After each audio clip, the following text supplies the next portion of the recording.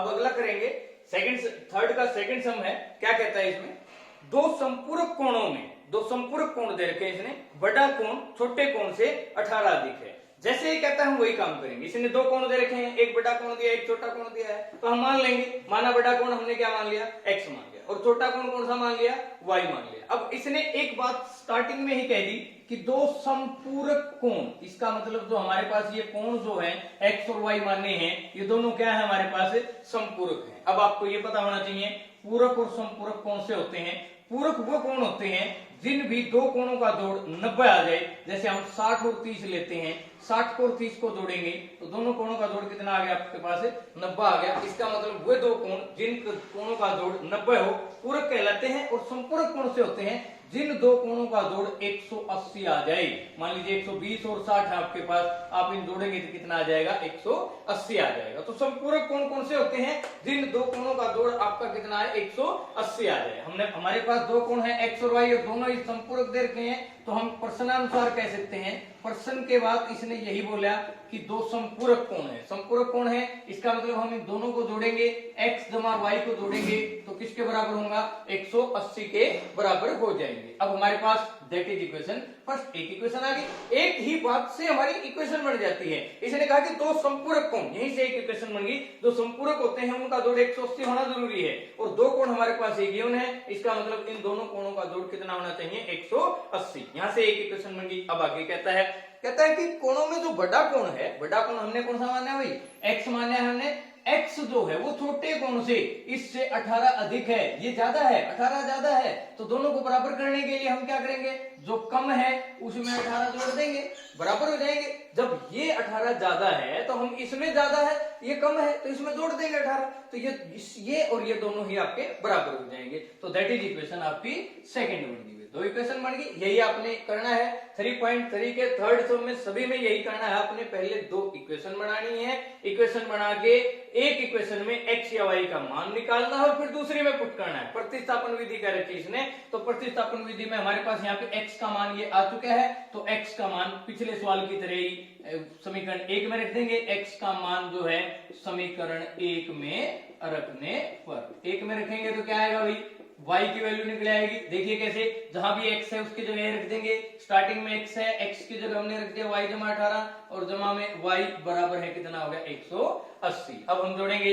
y को, और y को जोड़ा 2y, और बगैर y को उठा के उधर ले गए, 180 में से हमने घटा दिया 18, उधर जाके किस चीज का हो जाएगा, माइनस का हो जाएगा। हाँ भाई, हमारे पास क्या करना है, एक जो y बचे है या x बचे उसको तो एक तरफ रख लो, बगैर x y का उसको उधर ले जाएं। अब 180 में से 18 घटाएंगे तो 162 बच जाएगा। हमारे पास 2y जो है कितना बच गया भाई, 162 के बराबर बच जाएगा। ठीक है भाई, अब हमने y का मान निकालना है, y यहां रख लीजिए, दो इसके 2y का मतलब जो होता है वो क्या होता है, 2 गुणा में y, गुणा का निशान साथ में नहीं लिखते, सीधा 2y लिख देते हैं। अब 2 गुणा में y है, 2 अगर गुणा में है तो उधर जाके क्या हो जाएगा, भाग में हो जाएगा।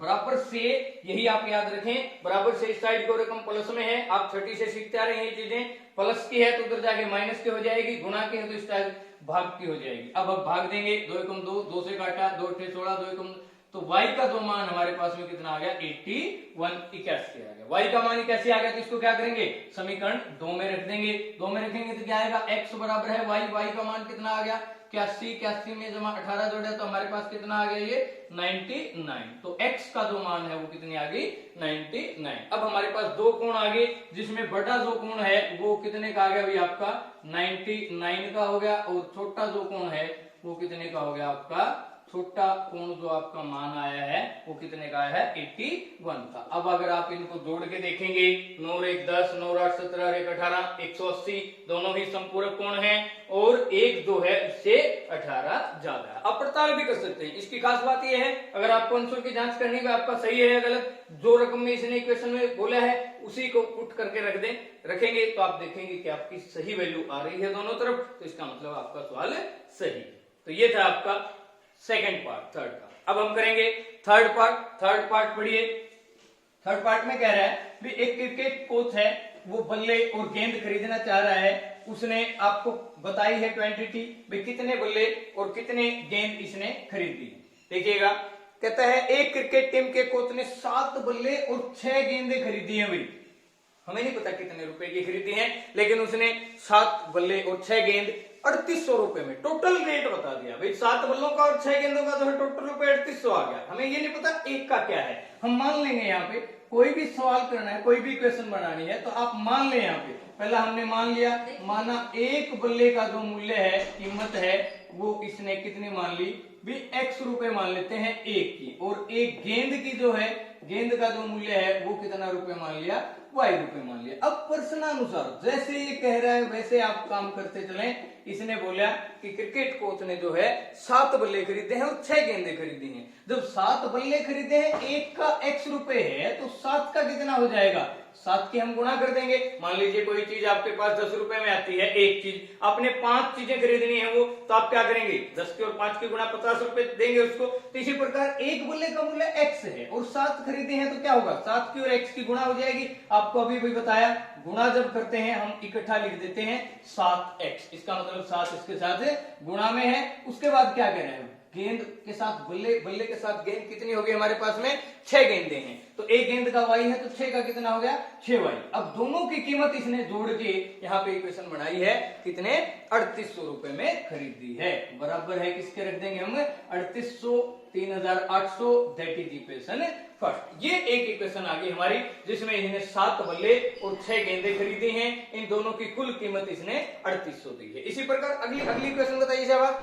अगली भी सेम है हमारे पास में, उसने 3 बल्ले हैं और 5 गेंद हैं जो 1750 में खरीदी हैं। 3 बल्ले, जब एक बल्ला x का है तो 3 बल्ले 3x का है, एक गेंद y की है तो 5 गेंद 5y होगी। बराबर है, इसने कितना दे दिया, 1750, दैट इज इक्वेशन सेकंड। ये दो इक्वेशन बन गई।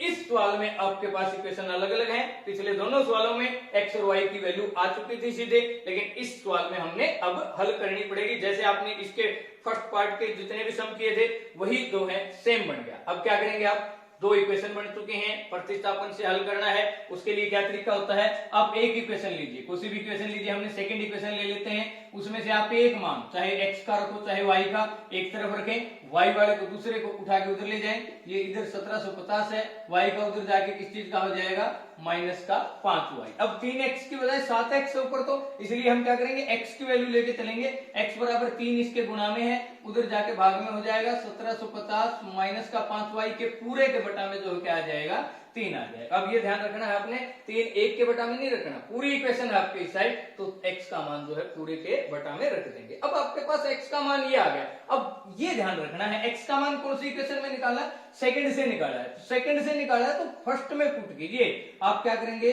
x का मान जो है समीकरण 1 में रखेंगे। 2 में से निकाला है तो 1 में रखेंगे, 1 में से निकालो तो 2 में रखेंगे। तो समीकरण 1 में रखने पर, एक जैसे 1 है वैसे लिखना शुरू करें। यहाँ पे 7x है, 7x, x का मान हमारे पास अब आया पड़ा है 1750 माइनस में 5y बटा में 3, ये हमारे पास x आ गया, प्लस में 6y बराबर है 3800। हमारे पास जो इक्वेशन पहली इक्वेशन आई थी वो यूं की यूं लिख दी, बस जहां x था उसका जो मान आया वो मान हमने रख दिया। अगर अब ये इससे कैंसिल तो हो रहा है, कट रहा है तो ठीक है काट दीजिए, अगर नहीं कट रहा है तो ऊपर ऊपर की गुणा कीजिए, नीचे यूं की यूं रखें। अब ऊपर की गुणा एक बार इसके साथ एक बार इसके साथ, ब्रैकेट से बाहर हो तो इसका मतलब वो दोनों के साथ गुणा होती है। 7 की गुणा करेंगे 1750 से, 7 0 0, 7 5 35, 3 7 7 49 और 3 52, 5 7 1 7 और 5 12। हमारे पास गुणा करके देख लीजिए, आप साइड में भी करके देख सकते हैं, सीधे भी करके देख सकते हैं, जरूरी नहीं है आप डायरेक्ट करें, यहाँ लिख के भी आप गुणा कर सकते हैं। 7 0 0, 7 5 35, 3 7 7 49, 3 52, 5 7 7 1 7 और 5 12। माइनस में अब 7 से गुणा करिए, 7 5 35y बटा में 3 आपका यूं का यूं चलेगा, प्लस में यहाँ पे 6y है बराबर है 3800, 3800 है। अब आपने यहाँ पे ध्यान देना है, एक रकम ये है जिसके बटा में 3 है, प्लस में 6y है। अब यहां से दो काम कर सकते हैं, या तो आप इसको 6y को उधर ले जाएं माइनस में और 3 से इसको गुणा कर दें, या 3 एलसीएम ले लें पूरे का, इसका और इसका, फिर ले जाएं, एक ही बात है। आपकी जैसे आपको अच्छा लगे वैसे कर सकते हैं। हम 6y को एक बार उधर ले जा रहे हैं तो ये आ गया 12250 माइनस में 35y बराबर है, क्या हो जाएगा ये 3800 माइनस का कितना हो गया, ये 6y उधर चला गया। अब ये बटा में 3 जो है 3 भाग में है तो उधर जाके क्या हो जाएगा, ये गुणा में हो जाएगा। तो हमारे पास ये क्या बच गई, 12,250 माइनस का 35y, 3 उधर जाके गुणा में हो जाएगा, 3 ब्रैकेट में कितना आ जाएगा 38, तो माइनस में 6y। हमने जो है 3 इसके दोनों के गुणा में करना है, तो 3 की अब इसके साथ भी करेंगे और 3 की अब आगे भी गुणा करेंगे, तो क्या आएगा देखिएगा। इस प्रकार से अब हम आगे सोल्व करेंगे, तो इधर तो 12,250 बच गया, 12,250 माइनस में ये है 35y बराबर है 3 की गुणा करी, 3 0 0 3 0 0 8 3 24 2 3 3 9 2 11 माइनस में 3 जी के 18y, ये आगे भी हमारी संख्या। हम क्या करेंगे, y के एक तरफ रखें, बिना y के एक तरफ रखें, इधर ये 12,250 है, 11,400 प्लस के हैं, इधर उठा लीजिए, माइनस में 11,400 कर दीजिए, 35y उधर जाके प्लस में हो जाएंगे, और माइनस के क्या है यहाँ पे 18y पहले ही पड़े हैं। y वालों को एक तरफ लेंगे, बगैर y को एक तरफ लेंगे। अब इसमें से घटाया हमने, इसमें 11,400 अगर घटाएंगे तो कितना बचेगा, 0 5 12 में से 4 गया 8 बच जाए, 850 आ जाएगा, बराबर है कितना बच गया भाई, 35 में से ये गया 17y, ये आ गया भाई। इसको घटा दिया हमने इसमें से, और घटा साइड में घटा के देख लिया करो आप, इसमें से घटाया तो ये बच गया हमारे पास। अब y की वैल्यू कितनी आ जाएगी, 850, 17 गुणा में है, 17 भाग में आ जाएगा, बराबर है y। अब हम काटेंगे, 17 पंजे 85 बराबर है 0, तो y का जो मान है वो कितना आ गया आपका 50 आ गया एक इक्वेशन, y का मान 50 आ गया। तो y की जो वैल्यू है आप समीकरण 1 2 या जो x का मान है इसके अंदर रखेंगे, तो समीकरण इसमें रखेंगे, तो x बराबर है कितना है, ये 1750 माइनस में 5y, y का मान कितना है 50, और बटा में कितना बच गया 3, तो ये आ जाएगा 1750 माइनस 5 की गुणा करी इसके साथ 250 बटा में 3, इसमें से हम घटाएंगे भाई, कितना आ जाएगा ये 1500 बच जाएगा, ठीक है भाई। उसके बटा में 3 घटा के देख लिया करें, फिर इससे भाग देंगे, 3 पंजे 15 500, तो x का जो मान आ गया वो कितना आ गया 500, यानी कि एक जो बल्ला था वो कितने का 500 रुपए का, और एक गेंद थी वो कितने की 50 रुपए की खरीदी। अगर आप पड़ताल करना चाहें तो दोनों इक्वेशनों में मान रख के देख लें, इन्हीं के बराबर आएगा। तो इस प्रकार से हमने ये प्रतिस्थापन विधि से हल करने हैं। पहले अपनी इक्वेशन बनानी है, एक इक्वेशन में से x का एक का मान निकालना है, दूसरे के अंदर रखना है, एक साइड ले जाके y को एक तरफ रखें, बिना y को एक तरफ, वहां से एक मान आ जाएगा और दूसरे के अंदर वो पुट कर देंगे। इस प्रकार हमारे दोनों सोल मान हल हो जाएंगे।